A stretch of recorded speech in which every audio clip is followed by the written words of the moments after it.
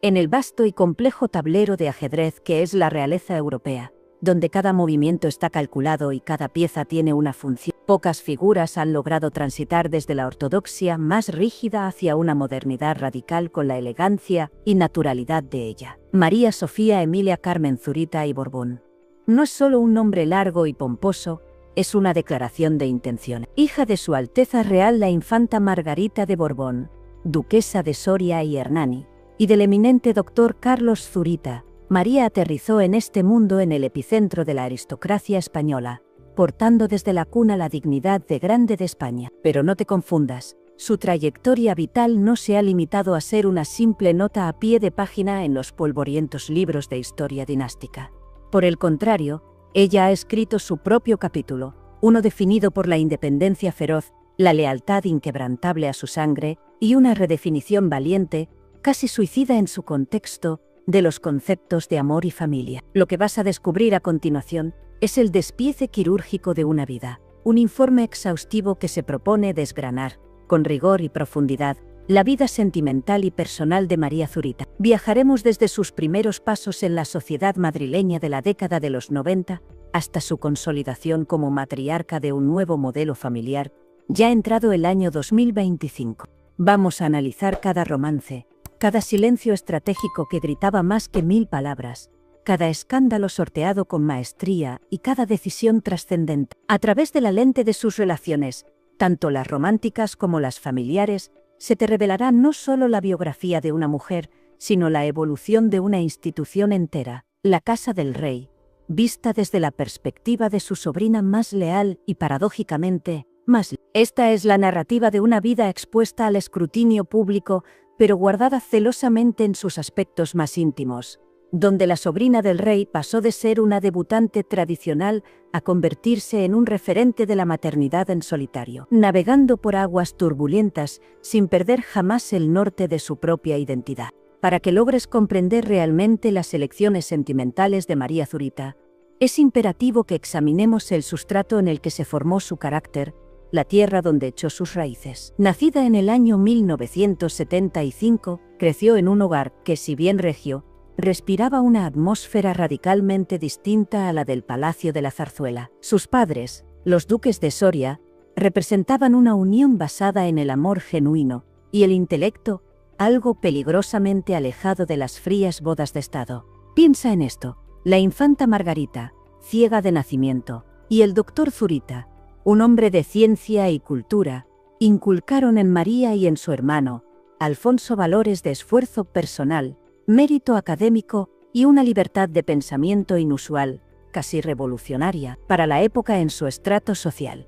Esta educación liberal, donde se valoraba más la autenticidad que el protocolo rancio, sería la brújula que guiaría a María en sus futuras relaciones. A diferencia de otras ramas de la familia, donde el matrimonio parecía un destino inevitable y estratégico para acumular poder, en casa de los Zurita se respiraba una tolerancia que permitía a María explorar su identidad sin la presión asfixiante de asegurar una alianza dinástica. El año 1993 marcó el ingreso oficial de María Zurita en la vida social adulta. La puesta de largo, un ritual casi extinto para la mayoría de la sociedad y que nos suena a siglo XIX, seguía vigente en la aristocracia y sirvió como presentación de la joven ante el despiadado mercado social de la época. Sin embargo, María no encajaba en el molde de la debutante pasiva que espera en una esquina a que la saquen a bailar. Con una estética personal ya definida y una vocación intelectual clara, se encaminaba hacia la traducción y la interpretación. Su presencia en los salones de la alta sociedad madrileña tenía más de curiosidad antropológica que de búsqueda activa de marido. En estos primeros años de juventud, su círculo se componía de la llamada Génese Doré de Madrid, la Juventud Dorada, hijos de grandes empresarios, nobles y diplomáticos, que vivían en una burbuja de privilegios. Fue en este entorno, entre copas de champán y fiestas privadas, donde surgieron los primeros rumores y acercamientos, siempre protegidos por un muro de discreción que María aprendió a construir desde muy joven, casi como un mecanismo de defensa ante los depredadores mediáticos. A mediados de la década de los 90, la prensa del corazón, siempre hambrienta de carne fresca de la realeza, comenzó a vincular a María con Jorge Juste. Esta relación, aunque nunca confirmada con la pompa de un comunicado oficial ni con exclusivas millonarias, se considera su primer vínculo sentimental significativo conocido por el público. Juste, un hombre bien posicionado en la sociedad madrileña, representaba el perfil adecuado, discreto, de buena familia y conocedor de los códigos no escritos de la realeza. La dinámica de esta relación estableció el patrón maestro que regiría la vida amorosa de María durante décadas. La invisibilidad mediática de los conflictos.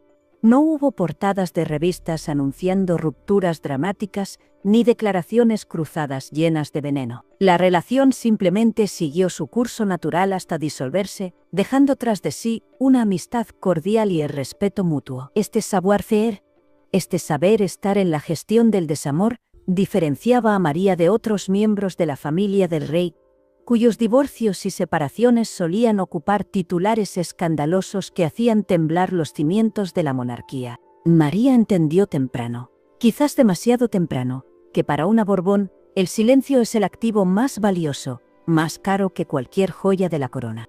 Pero la calma precede a la tormenta, y con la llegada del nuevo milenio, María Zurita protagonizó el que sería su romance más público y, a ojos de muchos, el más prometedor y brillante. Su relación con el diseñador de moda Javier Larraínzar no solo unió a dos personas, sino a dos mundos que parecían destinados a colisionar, la aristocracia de sangre azul y la élite vibrante de la moda española. Según las crónicas de la época, que se escribían con tinta de admiración, el flechazo fue instantáneo por parte de Javier. Se relata que el diseñador quedó prendado de María desde el primer momento en que sus miradas se cruzaron, pero se enfrentó a un desafío considerable. Una montaña difícil de escalar, ganarse la aprobación no solo de la joven, sino de su entorno, y muy especialmente de su madre, la infanta Margarita. La duquesa de Soria, mujer de agudo instinto y protectora con sus hijos como una leona, era el filtro definitivo. Larraínzar, con su encanto y su dedicación casi religiosa al trabajo, logró superar esta barrera, integrándose en el núcleo familiar de los Zurita con una naturalidad pasmosa que sorprendió a propios y extraños. Durante aproximadamente 2 años, María y Javier fueron la pareja de moda, los novios de España en versión aristocrática. Las revistas documentaban sus movimientos con un tono de celebración y euforia. Se les veía paseando por las playas de Marbella, bajo el sol del verano, compartiendo cenas íntimas en los restaurantes más exclusivos de Madrid y asistiendo juntos a eventos sociales de alto nivel, siempre sonrientes, siempre perfecto. La simbiosis era perfecta, casi demasiado perfecta para ser real. María se convirtió en la mejor embajadora de la firma Larraínzar, luciendo sus diseños en bodas reales y eventos de gala, lo que otorgaba a la marca un sello de distinción inigualable que el dinero no podía comprar. Por su parte, Javier aportaba a la vida de María un aire de creatividad y modernidad que la alejaba de la imagen a veces rancia y polvorienta de la nobleza tradicional. La prensa especulaba abiertamente, casi con desesperación, con el anuncio de un compromiso inminente. Se hablaba de fechas concretas, de iglesias históricas y de listas de invitados que paralizarían el país. Parecía que María había encontrado al compañero ideal para compartir la pesada carga y el inmenso privilegio de su apellido. Sin embargo, la historia no culminó en el altar, y el cuento de hadas se rompió en 1000 pedazos. La ruptura llegó de manera inesperada para el público, como un jarro de agua helada, aunque quizás no fue tan sorpresiva para los protagonistas, que vivían la realidad tras las puertas cerradas. Las razones exactas nunca se hicieron públicas de manera explícita, alimentando la maquinaria insaciable de los rumores y las habladurías. Se habló de desgaste, de diferencias irreconciliables en los planes de futuro y de la presión mediática asfixiante que no dejaba respirar a la pareja. Años después, en programas de televisión, se indagaría con lupa sobre los motivos reales de aquel final abrupto. Aunque María siempre ha mantenido una elegancia suprema al hablar de sus exparejas, sin soltar jamás una mala palabra, se deslizó la idea de que la convivencia de dos personalidades fuertes, volcánicas y con carreras exigentes, había pasado una factura impagable. Lo notable de esta separación fue, nuevamente, la ausencia total de acritud o rencor público. Javier Larraínzar siguió siendo una figura querida por la familia Zurita, y se llegó a rumorear sobre posibles intentos de reconciliación, que aunque deseados fervientemente por el entorno y la prensa, nunca cristalizaron en una vuelta definitiva. Con el fin de esta relación, María cerró una etapa dorada y, sin saberlo, comenzó una larga travesía por el desierto sentimental público, una travesía que la pondría a prueba de formas que ni ella misma imaginaba. Y aquí quiero que te detengas un momento y pienses en lo que acabas de escuchar. ¿Crees tú que la presión de ser la sobrina perfecta y el escrutinio constante de la prensa fueron los verdaderos culpables de que este amor no prosperara? ¿O piensas que en el fondo María ya anhelaba una libertad que ningún matrimonio tradicional podría ofrecer? Déjame tu opinión en los comentarios, porque lo que viene ahora te hará replantearte todo lo que crees saber sobre la soledad. Tras la dolorosa ruptura con Larraínzar, María Zurita entró en una fase que la prensa, siempre amiga de las etiquetas, denominó la de la soltera de oro. Durante más de una década, 10 largos años, no se le conoció pareja oficial estable. En una sociedad española que, a pesar de su supuesta modernización, seguía mirando con lupa y juzgando el estado civil de las mujeres de la realeza, la soltería prolongada de María se convirtió en tema de debate nacional en los mentideros sociales. María, volcada en cuerpo y alma en su empresa de traducciones Cesauro, fundada en el año 2002 y que se convertiría en un referente absoluto del sector, parecía haber priorizado su éxito profesional y su independencia económica sobre la búsqueda de pareja. Sin embargo, la realidad íntima, la que ocurre cuando se apagan los focos, era mucho más compleja y rica. En entrevistas posteriores, María confesaría con un humor envidiable la existencia de novietes, relaciones efímeras y apasionadas que no llegaban a cuajar en un compromiso público, pero que llenaban su vida de momentos. Reveló detalles domésticos entrañables que rompían con su imagen de frialdad, como su costumbre de preparar sopa de cebolla a sus conquistas, un plato sencillo y reconfortante que, según ella, siempre les encantaba y los desarmaba. Esta anécdota, aparentemente trivial, humanizaba a la aristócrata de una forma brutal, mostrando a una mujer que en la intimidad de su cocina, lejos del protocolo y las reverencias, buscaba cuidar y agasajar a sus parejas, buscando una conexión real lejos de la frialdad palaciega. Pero la ausencia de un hombre oficial a su lado, sumada a su estilo a veces sobrio, masculino para algunos, y su independencia radical, dio pie a rumores persistentes, y a veces malintencionados, sobre su orientación sexual. En foros oscuros de Internet y conversaciones privadas en salones de té, se especulaba sin pudor si la prima del rey ocultaba una homosexualidad que el estricto protocolo le impedía vivir abiertamente. La gente hablaba, inventaba y juzgaba sin saber. Lejos de ofenderse, de mandar a medio mundo o esconderse, María abordó este tema con una naturalidad desarmante y valiente cuando decidió dar el salto a la televisión años más tarde. La mayoría de mis amigos son gays, son absolutamente maravillosos todos, declaró con una sonrisa, zanjando de un plumazo cualquier tabú y dejando a los chismosos sin argumentos. Explicó que en su casa, bajo la tutela amorosa de los duques de Soria, la libertad individual era sagrada, un templo intocable. Si hubiese llegado a casa diciendo, «Mira, esta es mi novia», hubiesen estado tan contentos, afirmó con rotundidad. Con estas declaraciones, no solo desmintió los rumores sobre su propia vida, aclarando que su soltería se debía a la falta de la persona adecuada, y no a una orientación oculta, sino que se posicionó como una aliada firme, inesperada y poderosa de la comunidad, rompiendo una lanza por la diversidad desde el mismísimo corazón de la aristocracia española. Un gesto que demostró que la verdadera nobleza no está en los títulos, sino en la autenticidad. Aunque sin pareja oficial, María no se recluyó en una torre de marfil. Fue una presencia constante en los eventos más exclusivos, siempre arropada por un círculo de amigos leales que formarían su guardia pretoriana. Se la vio en múltiples ocasiones en la Gala Starlight de Marbella, un evento benéfico y social de primer orden, donde se cuecen las relaciones más importantes del verano. En la edición del año 2016, por ejemplo, compartió mesa y velada con personalidades como María Casado y su pareja, Olivia de Borbón, y otros rostros conocidos, disfrutando de la música, la filantropía y la vida. Su papel en las bodas, reales y eventos familiares también fue destacado, casi institucional. Como prima cercana y querida de Felipe VI, asistió a su boda en el año 2004 y a otros enlaces de la realeza europea, a menudo actuando como acompañante de sus padres o proyectando una imagen de seguridad y autonomía que contrastaba violentamente con la norma no escrita de acudir siempre del brazo de un hombre. María caminaba sola, con la cabeza alta, y eso molestaba a los guardianes de las viejas costumbres. Pero el tiempo, ese enemigo silencioso que no perdona ni a reyes ni a plebeyos, seguía avanzando. Al acercarse a la temida frontera de los 40 años, María Zurita experimentó una crisis vital silenciosa, profunda y desgarradora. A pesar de su éxito profesional deslumbrante y su rica vida social, sentía un vacío en el pecho, sentía que le faltaba algo esencial.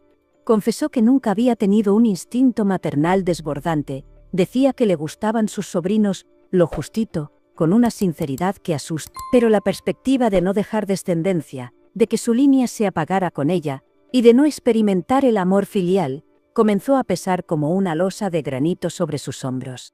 Tras un año de profunda reflexión, de noches en vela y de conversaciones con su almohada, tomó la decisión que cambiaría su vida para siempre y dinamitaría la percepción pública de su figura. Ser madre soltera mediante fecundación in vitro. Estamos hablando del año 2017. Esto suponía un desafío frontal a las convenciones de la grandeza de España, donde los linajes se perpetúan tradicionalmente dentro del matrimonio, bendecidos por la Iglesia y firmados ante notario. María, sin embargo, contaba con el respaldo de una familia que ella definía como cero convencional y profundamente liberal. Pero había alguien más, una figura de poder incalculable, que jugaría un papel clave en esta decisión. Lo que pocos, muy pocos, esperaban era quién se convertiría en su mayor aliado en esta travesía imposible. Uno podría pensar en amigas modernas, en primos rebeldes, pero no. El apoyo vino de la cúspide misma de la pirámide. Fue el rey Juan Carlos I. Sí, has oído bien. Lejos de la imagen conservadora, rígida y tradicional, que a veces se le atribuye al monarca emérito, el hombre que llevó el timón de España durante la transición, acogió la noticia con un entusiasmo desbordante, casi juvenil. Cuando María, temblorosa, le contó sus planes de ser madre soltera por inseminación artificial, él no frunció el ceño. Al contrario, le pareció una idea bárbara, una genialidad. Pero la implicación de don Juan Carlos trascendió, y mucho, el simple apoyo moral o una palmada en la espalda. Aquí es donde la historia se vuelve espinosa y fascinante. Se reveló que el rey ayudó económicamente a su sobrina para costear los tratamientos de fertilidad. Estamos hablando de procedimientos médicos de altísima tecnología y costes elevadísimos que no están al alcance de cualquiera. Este gesto de generosidad privada, realizado en la sombra, cimentó aún más la lealtad inquebrantable de María hacia su tío. Fue un pacto de sangre y vida sellado con discreción. Por supuesto, este apoyo no estuvo exento de la inevitable polémica que persigue a los Borbones. Surgieron rumores venenosos, susurros en los pasillos de palacio que sugerían que la reina Sofía podría haberse molestado profundamente. Se especulaba sobre si le irritaba esta financiación a espaldas del presupuesto familiar oficial, o si su concepto católico y tradicional de la familia chocaba frontalmente con la idea del tratamiento. Las lenguas viperinas hablaban de un cisma familiar por culpa de este bebé que aún no había nacido. Sin embargo, María se encargó de desmentir categóricamente cualquier enfado de su tía. Con la firmeza de quien defiende la verdad, aseguró que doña Sofía estuvo presente, cariñosa y comprensiva. Pero la realidad es que el vínculo con Juan Carlos se volvió de acero. Como agradecimiento a este apoyo vital, gracias a don Juan Carlos seguí adelante, diría ella con lágrimas en los ojos. María tomó una decisión que reafirmaba su postura ante el mundo. Le pidió que fuera el padrino del niño. No era solo un título religioso, era una declaración de guerra a los críticos y un abrazo eterno a su tío. Pero si crees que con el dinero y el apoyo real todo fue un camino de rosas, estás muy equivocado. El camino hacia el embarazo fue un auténtico calvario físico y emocional, un descenso a los infiernos que casi le cuesta la vida. María se sometió a un tratamiento de fecundación in vitro que requirió nada menos que 7 intentos. 7 veces la esperanza, 7 veces la ansiedad y 6 veces la devastación del fracaso antes de lograr un embarazo viable. Durante este proceso, que ella misma describió sin tapujos como un infierno, tuvo que lidiar con una montaña rusa hormonal que habría tumbado al más fuerte. La incertidumbre le carcomía los nervios y el miedo al fracaso se instaló en su habitación. Estuve a punto de morir, llegó a confesar años después, refiriéndose a las complicaciones de salud derivadas de la brutal estimulación ovárica y el estrés inhumano del proceso. Su perseverancia demostró una fortaleza de carácter desconocida para el gran público, una resistencia espartana oculta bajo su sonrisa amable. Y aquí me detengo un segundo, porque necesito saber qué piensas tú.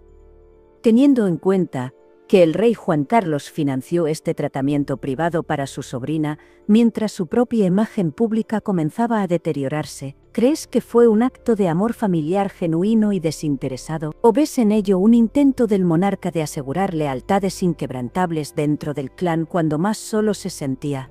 Es una pregunta difícil, lo sé, pero quiero leer tu opinión en los comentarios, porque este gesto define mucho de lo que vendría después.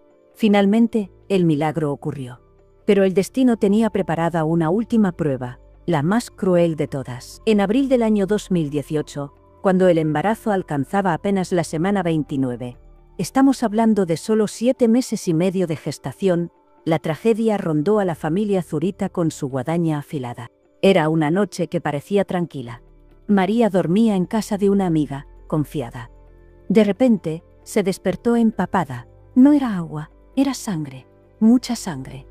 Había sufrido un desprendimiento de placenta, una de las urgencias obstétricas más graves y letales que existen. En ese momento, el reloj de arena de la vida se dio la vuelta.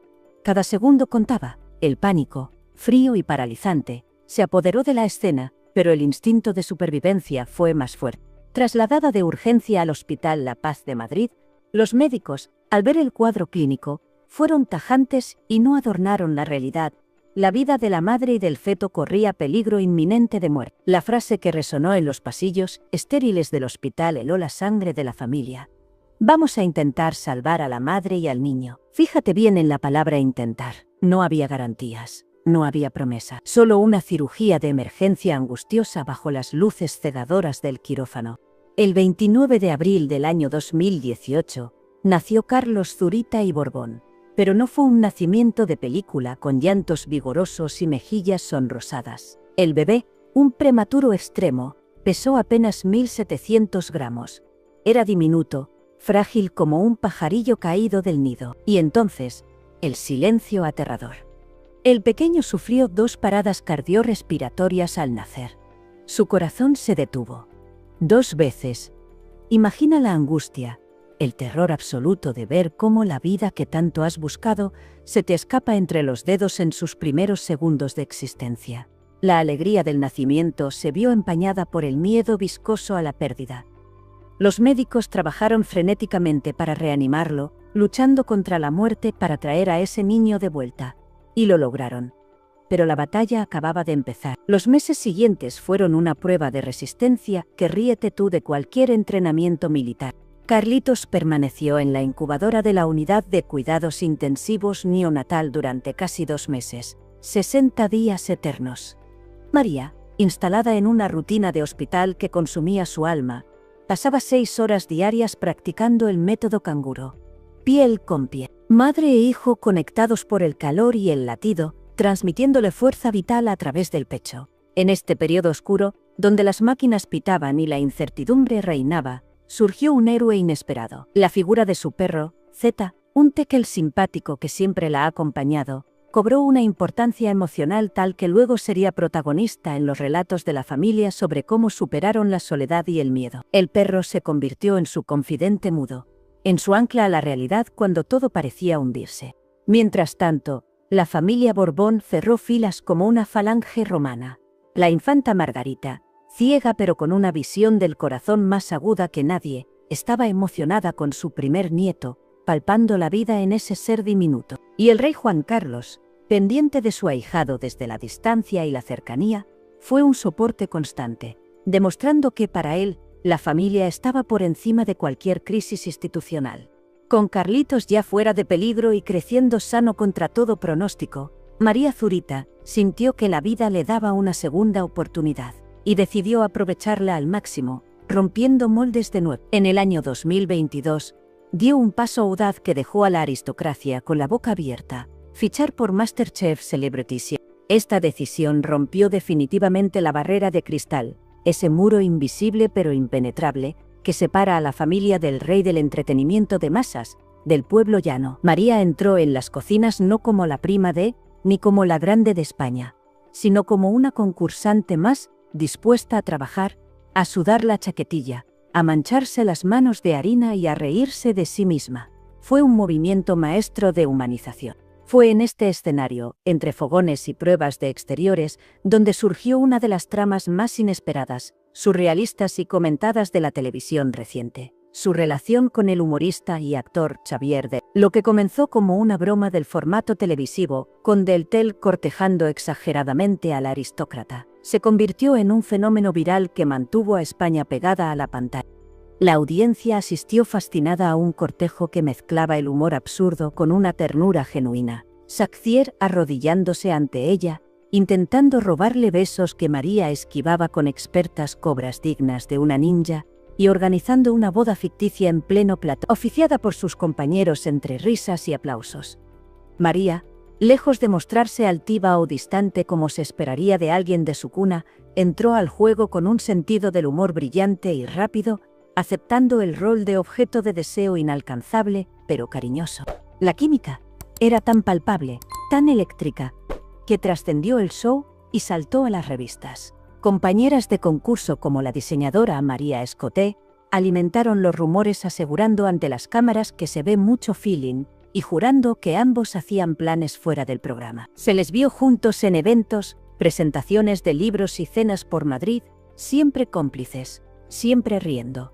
La gente quería creer. España quería ver a la prima del rey enamorada del humorista. Era el guión perfecto de una comedia romántica. Sin embargo, María, con esa honestidad brutal que la caracteriza, se encargó de aclarar la naturaleza del vínculo una y otra vez. Era una amistad profunda, nacida de la convivencia intensa y el cariño mutuo, pero sin componente romántico real. «Le adoro, es genial», repetía con una sonrisa que no dejaba lugar a dudas, mientras que Xavier, manteniendo el personaje para deleite del público, jugaba a la ambigüedad, diciendo que no hay nada que adelantar, pero sin negar la esperanza, manteniendo viva la llama del espectáculo. Esta no relación sirvió para humanizar a María como nunca antes, mucho más que cualquier entrevista pactada. La mostró capaz de conectar de tú a tú con personas de trasfondos totalmente distintos al suyo, derribando prejuicios y mostrando una faceta divertida y relajada que enamoró a la audiencia. Pero María no se quedó solo en la televisión. En el año 2023, canalizó toda su experiencia vital en la literatura infantil con el libro Mi mamá y yo, somos una familia feliz. La obra no era solo un cuento para dormir, era una herramienta pedagógica y una declaración de principios política y social. En ella, explicaba a su hijo Carlos, personaje central de la historia junto al inseparable perro Zeta, la diversidad de familias que existen en el mundo real, normalizando su realidad monoparental ante los ojos de un niño y del mundo entero. Presentado con el apoyo mediático de amigas poderosas como la periodista Susana Griso, el libro reforzó su perfil ya no solo como aristócrata, sino como activista visible de los nuevos modelos familiares. Sin embargo, la tranquilidad familiar, esa calma que tanto le había costado conseguir, se vio amenazada brutalmente en la primavera del año 2023 por la publicación de unas informaciones explosivas que sacudieron los cimientos de la zarzuela. Unas noticias que atribuían al rey Juan Carlos una hija secreta, Alejandra de Rojas. El escándalo era mayúsculo, de proporciones bíblicas, pues Alejandra no era una desconocida, era una figura muy conocida y querida en el círculo íntimo de los Zuri. El terremoto mediático amenazaba con destruir lealtades y romper amistades de años. María se vio de repente en la posición más difícil de su vida. Tener que mediar entre la lealtad ciega a su tío, a quien le debía tanto, y el cariño sincero a Alejandra. El mundo esperaba un paso en falso. Pero su respuesta fue magistral, una lección de diplomacia y corazón. Negó la veracidad de la paternidad, alineándose disciplinadamente con el comunicado oficial de don Juan Carlos. Pero protegió con uñas y dientes su relación personal con Alejandra, declarando ante las cámaras: «Alejandra es como una hermana para mí».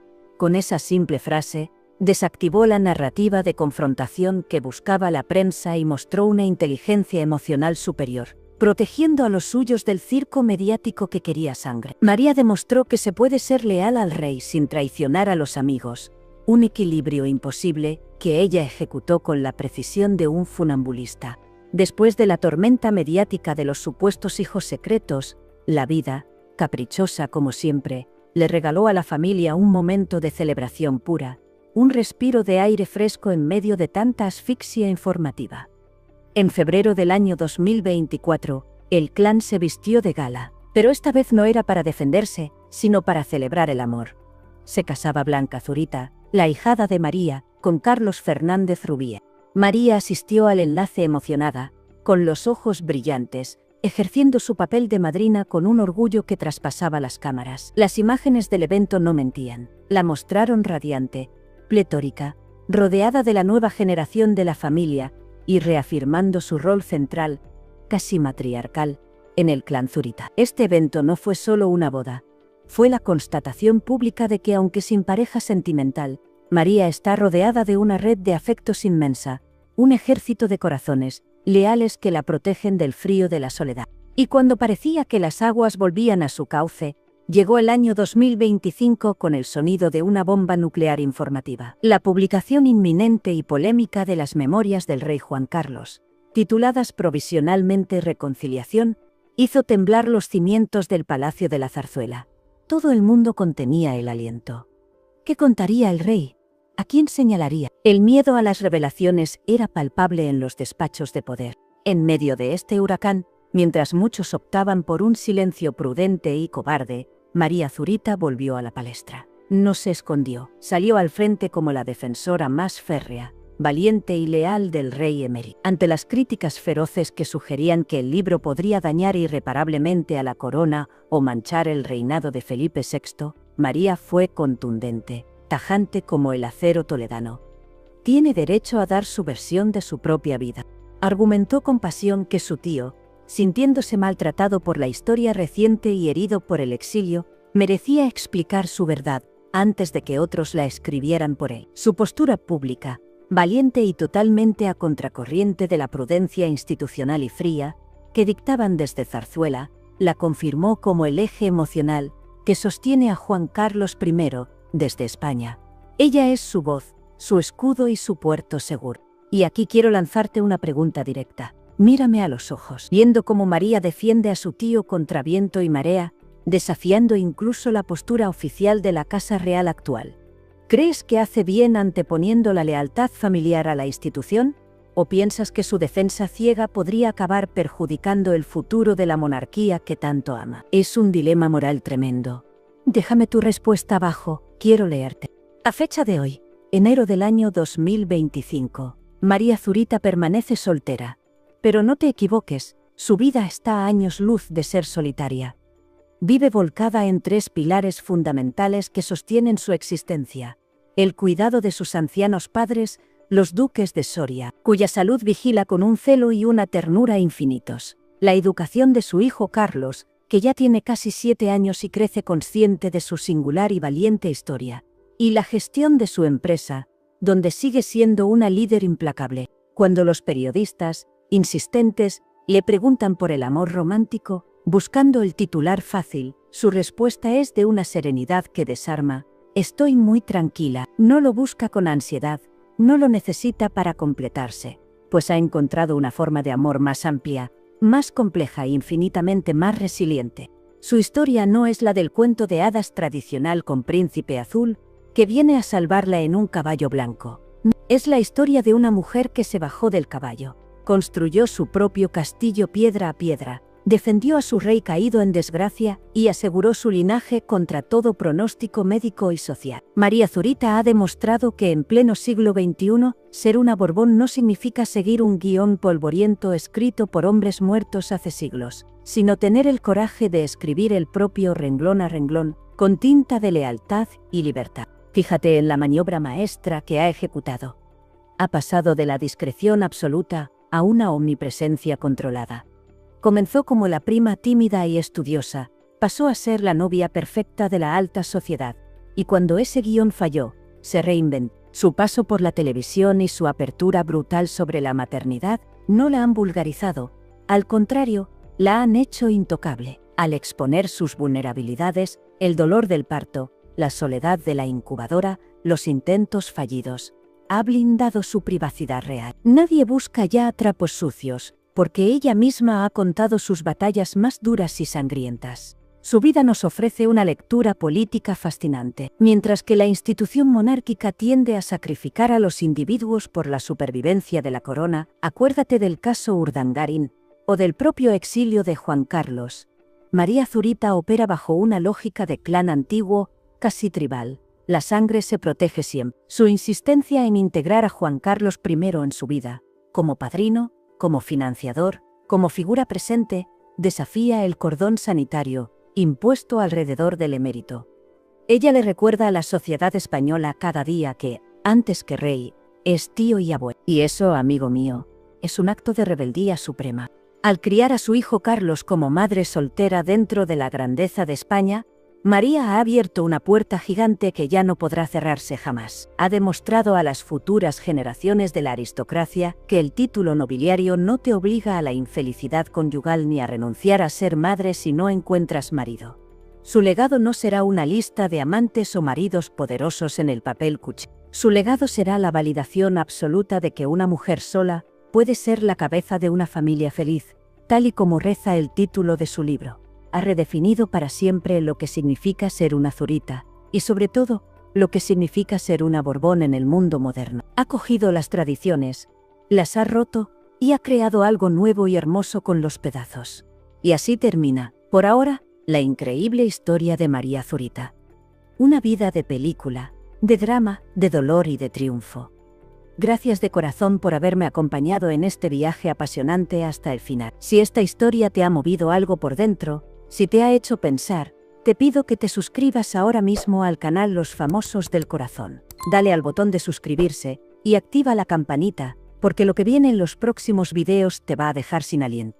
No te vayas todavía, porque ahora mismo te están apareciendo en pantalla otros videos del canal con historias igual de impactantes que te van a atrapar y no podrás dejar de ver. Haz clic y sigamos descubriendo juntos los secretos mejor guardados de la fama. Te veo ahí.